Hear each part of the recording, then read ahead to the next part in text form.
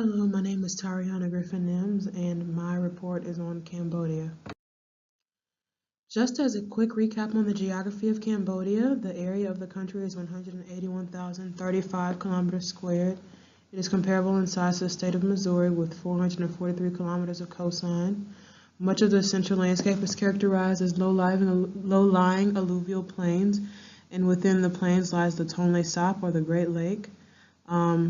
Its highest peak is Mount Aoro, which rises to a maximum elevation of 1,813 meters, and the Dangrik Mountains lie on the northern edge of the central plain.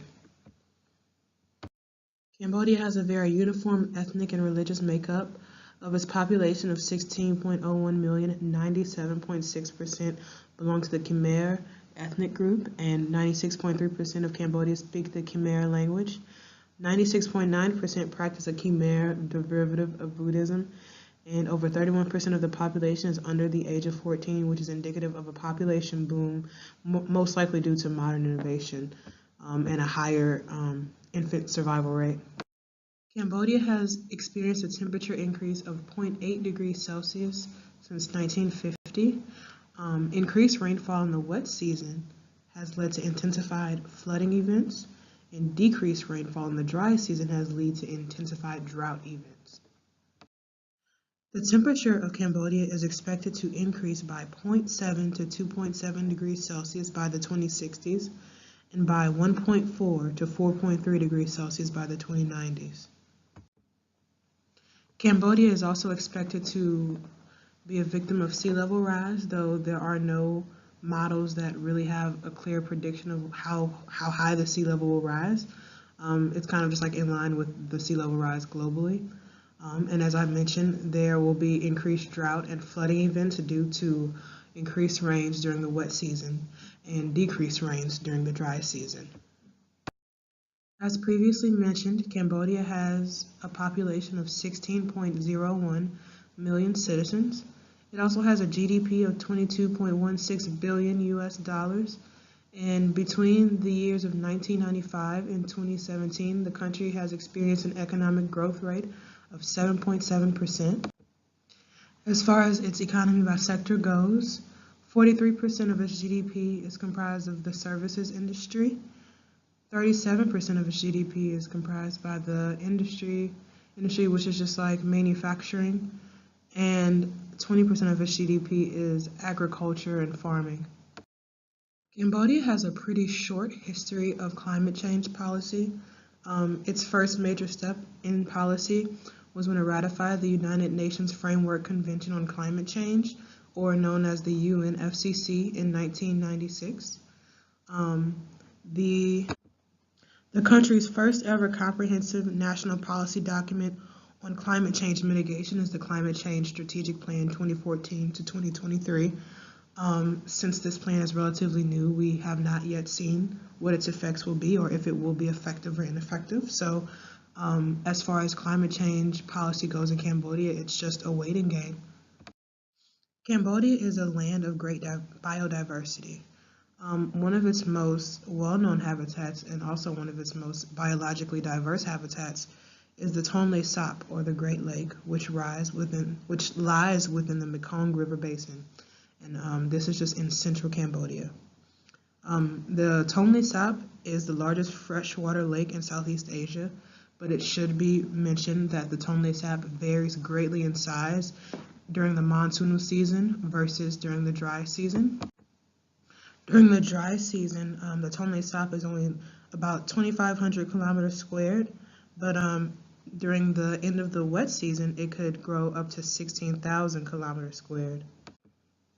The Tonle Sap faces three major threats, and those threats are human population growth, overharvesting of aquatic resources, and hydrological changes such as damming the river that feeds into the lake. These are major issues because the Tonle Sap is home to 11 globally threatened species and 6 nearly threatened species. The most vulnerable of these is the Siamese crocodile, which has been hunted near extinction and only exists in a few places globally. Some other globally important populations that thrive within the Tonle Sap basin include the spot-billed pelican, the greater adjutant, the Bengal florican, the darter, the gray-headed fish eagle, and the Manchurian reed warbler, amongst others. Overharvesting has caused a drop in fish biodiversity within the lake, and the damming of the Mekong River has huge impacts on not only how much the Tonle Sap is allowed to grow during the wet season, but what species can thrive there. Deforestation is also a huge problem to the Cambodian ecosystems. According to Open Development Cambodia, total forest cover within Cambodia has decreased from 13.1 million hectares in 1973 to 8.7 million hectares in 2014. And this is one of the highest deforestation rates of any country. This is in part due to the conversion of forest land to agricultural plantations under economic land concessions allocated by the government of Cambodia to commercial agricultural companies. These ELCs are very poorly regulated, and so many of these companies pretty much just have free reign over the forest, even though it's illegal to use these ELCs for timber production. Some companies do anyway. Some companies also extend the boundaries of the concession. Pretty much they log outside of the land that was allocated to them by the government. They also sometimes cut down very rare trees and sell them on the black market to China. One of the most stark examples of this is the Siamese rosewood tree. This tree is becoming more and more scarce, and it is estimated that within the next 20 years, this tree will be completely gone from Cambodia.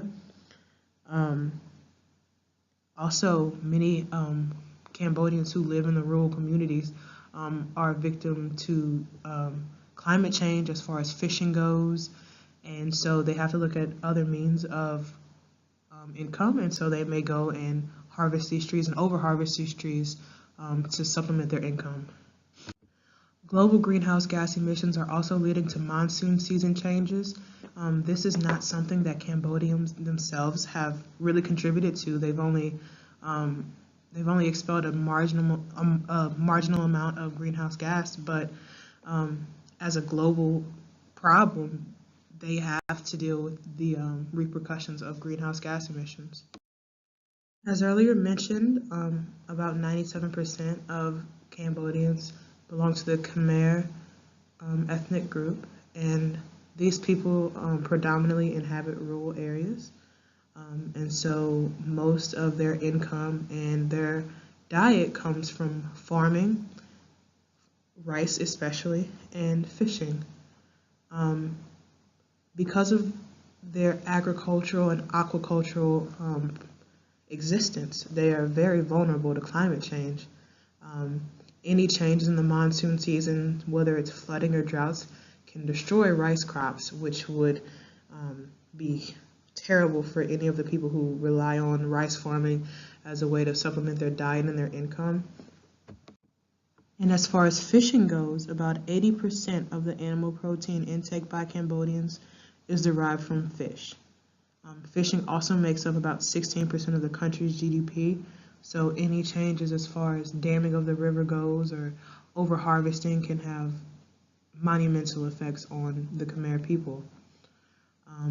Even though agriculture is only 20% of the national GDP, nearly 80% of Cambodians live in agricultural-based existence, just due to most of them living in rural areas and this being the only way that they can survive. Cambodia is one of the most vulnerable countries to climate change, not only in Southeast Asia, but from a worldwide perspective. With its highly agricultural and aquaculture-based economy and its Khmer people historically relying off of the land, the country of Cambodia must make plans to protect its people and its landscape. Cambodia is a great example of climate change being a worldwide problem. Cambodia has only expelled a fraction of the greenhouse gases per capita compared to more urbanized, industrialized countries, but its citizens are being impacted on a large scale.